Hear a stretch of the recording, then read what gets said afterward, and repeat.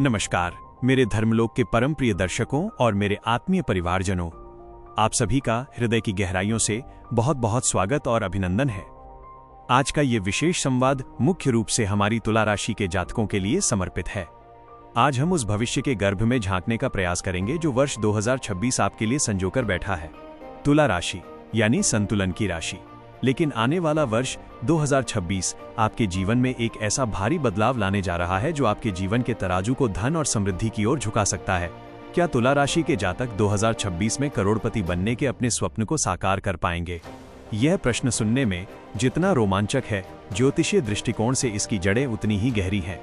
आज हम समझेंगे कि कैसे ग्रहों के न्यायाधीश शनिदेव आपके लिए एक ऐसा राजयोग निर्मित कर रहे हैं जो रंक को भी राजा बनाने की सामर्थ्य रखता है। सर्वप्रथम आपको ये समझना होगा कि 2026 में तुला राशि के लिए ग्रहों की स्थिति कैसी है। आपके लिए सबसे महत्वपूर्ण ग्रह शनिदेव, जो आपके लिए योग कारक ग्रह हैं, वे आपके छठे भाव में विराजमान हैं। ज्योतिष में छठा भाव संघर्ष का माना जाता है, लेकिन यही भाव नौकरी और सेवा का भी है। सबसे विशेष बात यह है कि शनिदेव मीन राशि में गोचर कर रहे हैं, जो देवगुरु बृहस्पति का घर है।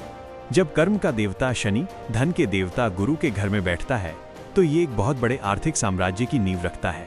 शनिदेव 2026 में आपसे मेहनत तो करवाएंगे, लेकिन उस मेहनत का फल आपको ब्याज सहित करोड़पति बनाकर लौटाएंगे। परंतु मेरे तुला राशि के प्रिय भाई बहनों, यहाँ शनिदेव की एक बहुत बड़ी और कड़ी शर्त है। शनिदेव कभी भी अयोग्य व्यक्ति को सत्ता या संपत्ति नहीं सौंपते। वे पहले आपकी परीक्षा लेंगे। इस बात को गहराई से समझने के लिए मैं आपको एक प्राचीन कथा सुनाता हूँ, जो सीधे सीधे आपकी 2026 की परिस्थिति से जुड़ती है। एक समय की बात है, एक राज्य में भयंकर सूखा पड़ा हुआ था। तभी एक सिद्ध महात्मा गांव में आए और उन्होंने भविष्यवाणी की कि अगले वर्ष ग्रहों का ऐसा दुर्लभ योग बन रहा है कि पहाड़ों से एक पवित्र नदी का प्रवाह इस गांव की ओर मुड़ेगा। जल का ऐसा भंडार आएगा जो तुम्हारी 7 पीढ़ियों की दरिद्रता और प्यास को मिटा देगा। यह सुनते ही पूरे गांव में खुशी की लहर दौड़ गई। अब जरा ध्यान दीजिए कि लोगों ने क्या किया। गांव के अधिकतर लोग शहर की ओर भागे और वहां से बड़े बड़े ड्रम पीपे और सैकड़ों बाल्टियां खरीद लाए। उन्होंने सोचा कि जब वो पवित्र जल आएगा तो हम जल्दी जल्दी अपनी बाल्टियां भर लेंगे और जीवन भर आराम करेंगे। वे लोग रोज सुबह उठते, अपनी खाली बाल्टियों को सजाकर बैठ जाते और बस भाग्य के भरोसे उस दिन का इंतजार करने लगे। उन्होंने कर्म करना छोड़ दिया और केवल फल की आशा में बैठ गए। किंतु उसी गांव में एक तुला राशि के स्वभाव वाला बुद्धिमान किसान रहता था। उसने न तो कोई बाल्टी खरीदी और न ही वो भाग्य के भरोसे बैठा। उसने अपनी पुरानी कुदाल उठाई और गांव के बाहर बंजर पड़ी जमीन पर प्रहार करना शुरू कर दिया। जेठ की तपती दोपहरी में जब बाकी लोग छांव में बैठकर जल का सपना देख रहे थे, वो किसान पसीने से लथपथ होकर जमीन खोद रहा था। गांव वाले उस पर हंसने लगे और ताने मारने लगे। वे कहते, अरे मूर्ख, क्या कर रहे हो? पानी का अभी कोई अता पता नहीं है और तुम यहाँ व्यर्थ में अपना शरीर तोड़ रहे हो। जब पानी आएगा तब भर लेना, अभी क्यों मर रहे हो? उस किसान ने एक पल के लिए काम रोका, माथे का पसीना पोंछा और कहा कि मुझे पता है पानी आएगा, लेकिन मैं पानी भरने के लिए बाल्टी नहीं ला रहा हूँ। मैं उस नदी से अपने खेत तक एक नहर खोद रहा हूँ, क्योंकि मुझे लोटा भर पानी नहीं चाहिए। मुझे इतना पानी चाहिए जो मेरे खेतों को हमेशा के लिए हरा भरा कर दे। लोगों ने उसे पागल कहा, लेकिन वो रुका नहीं। उसके हाथों में छाले पड़ गए और वे छाले फूटकर घाव बन गए। शरीर टूट गया, लेकिन उसका संकल्प नहीं टूटा। वो जानता था कि शनिदेव का सिद्धांत है कि बिना तपस्या के वरदान नहीं मिलता। उसने महीनों तक अथक परिश्रम किया और नदी के आने के रास्ते से लेकर अपने खेत तक एक गहरी नहर तैयार कर ली। और फिर वो ऐतिहासिक दिन आया। भविष्यवाणी सत्य सिद्ध हुई। पहाड़ों से पानी का एक विशाल सैलाब गांव की तरफ आया। पानी का वेग इतना तेज था कि वो किसी के रोके नहीं रुक रहा था। जिन लोगों ने हाथों में बाल्टियां पकड़ रखी थीं, वे पानी की तरफ दौड़े। किसी ने धक्का मुक्की करके एक बाल्टी भरी तो किसी ने 2, लेकिन पानी का बहाव इतना तीव्र था कि वो क्षण भर में आगे निकल गया। जिन लोगों ने बाल्टियां भरी थीं, उनका पानी 4-6 दिनों में खत्म हो गया और वे फिर से उसी अभाव में आ गए। लेकिन उस पागल कहे जाने वाले किसान के भाग्य का सूर्य उदय हो चुका था। जैसे ही जल का प्रवाह आया, उसने अपनी खोदी हुई नहर का द्वार खोल दिया। नदी का वो विशाल जलराशि उस नहर के रास्ते सीधे उसके खेतों में समा गई। उसकी जो जमीन वर्षों से प्यासी थी, वो तृप्त हो गई। उसे पानी के पीछे भागना नहीं पड़ा, पानी स्वयं उसके पास चलकर आया। उसने उस साल इतनी फसल पैदा की और इतना धन कमाया कि वो पूरे राज्य का सबसे प्रतिष्ठित और धनवान सेठ बन गया। मेरे तुला राशि के परिवारजनों, ये कहानी आज आपके जीवन का सत्य है। सन 2026 वो वर्ष है जब शनिदेव धन रूपी जल का प्रवाह आपकी ओर मोड़ेंगे। लेकिन शनिदेव ये देख रहे हैं कि तुला राशि का कौन सा जातक बाल्टी लेकर खड़ा है और कौन नहर खोद रहा है। यहाँ बाल्टी लेकर खड़े होने का अर्थ है शॉर्टकट ढूंढना, जुए सट्टे के चक्कर में पड़ना या बिना मेहनत के अमीर बनने के सपने देखना। और नहर खोदने का अर्थ है अपने कौशल यानी अपनी स्किल पर काम करना, रातों की नींद त्याग कर अपने व्यापार या नौकरी में अतिरिक्त प्रयास करना। छठा भाव जहां शनि बैठे हैं वो परिश्रम का भाव है। शनिदेव के हाथ में सोने की छड़ी नहीं होती, उनके हाथ में लोहे का दंड होता है।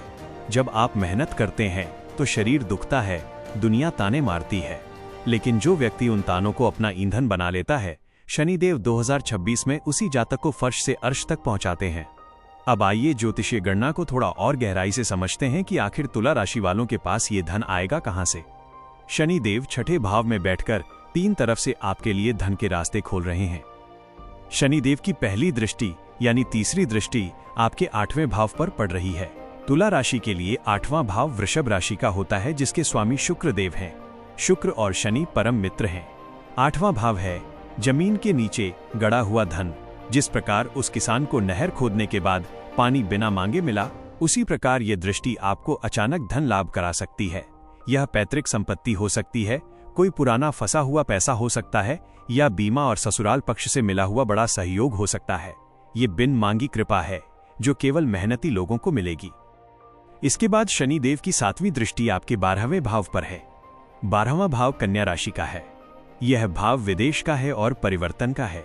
तुला राशि के जो जातक विदेश जाने का सपना देख रहे हैं या जिनका कारोबार आयात निर्यात से जुड़ा है, उनके लिए 2026 कुबेर के खजाने खुलने जैसा है। यदि आप अपनी वर्तमान नौकरी में खुश नहीं हैं, तो ये समय स्थान परिवर्तन का है। ये बदलाव आपको एक बड़े पैकेज और पद प्रतिष्ठा की ओर ले जाएगा।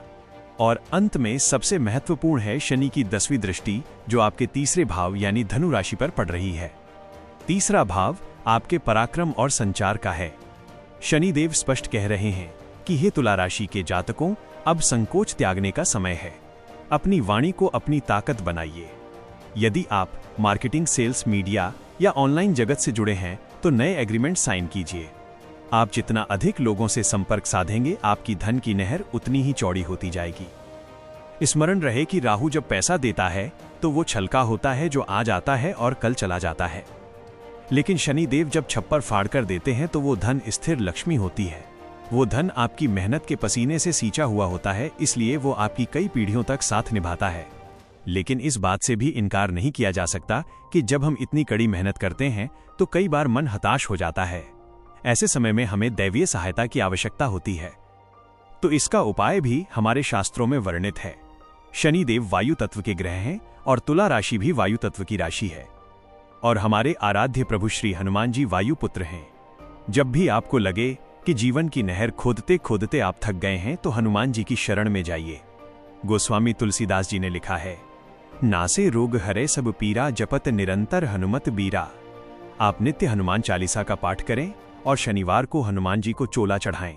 हनुमान जी आपको वो आत्मबल देंगे कि आप बड़ी से बड़ी बाधा को पार करके अपनी मंजिल तक पहुंच जाएंगे।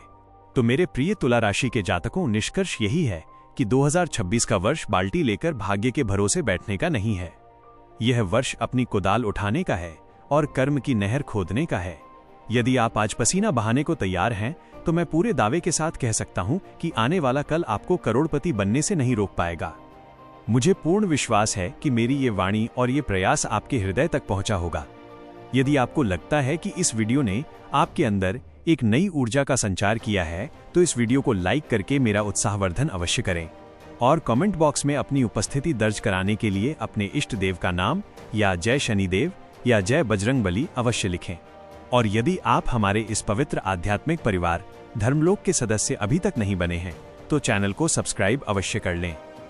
आप सभी स्वस्थ रहें, प्रसन्न रहें और उन्नति के शिखर को स्पर्श करें। इन्हीं मंगल कामनाओं के साथ मैं अपनी वाणी को विराम देता हूं। जय श्री राम।